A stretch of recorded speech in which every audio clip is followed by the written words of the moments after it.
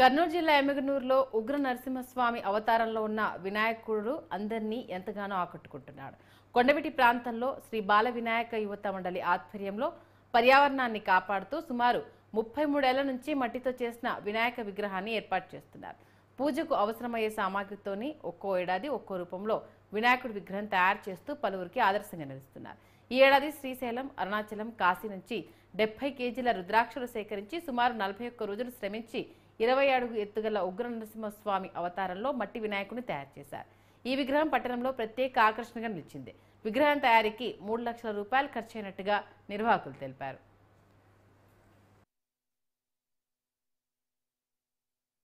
వినాయక యువ మండలి కొండవీటి ప్రాంతమైన మేము గత 32 సంవత్సరాలుగా బాల వినాయకుని మేము తయారు చేస్తూ పూజా సామాగ్రి వస్తువుల్ని తయారు చేస్తున్నాము. పర్యావరణ దృష్టిలో పెట్టుకుని ఎటువంటి కెమికల్స్ వాడకుండా, ప్లాస్టర్ ఆఫ్ ప్యారిస్ వాడకుండా మట్టి వినాయకుని తయారు చేస్తూ పూజా సామాగ్రితో తయారు చేస్తున్నాము. ఈ సంవత్సరం గత 2 నెలల నుంచి మా వినాయక సభ్యులమైన రఘు, బండ, అశోక్ తదితరులు కష్టపడి పనిచేస్తూ ఈ 2 నెలలుగా ఈ వినాయకుడిని తయారు చేస్తున్నారు. రుద్రాక్షల వినాయకుడిని ఈ సంవత్సరం తయారు చేస్తున్నాము. దాదాపు 3 లక్షల రూపాయల వ్యయంతో వినాయకుడు తయారైంది. మొత్తం ఖర్చు 5 లక్షల రూపాయల వరకు కావచ్చు.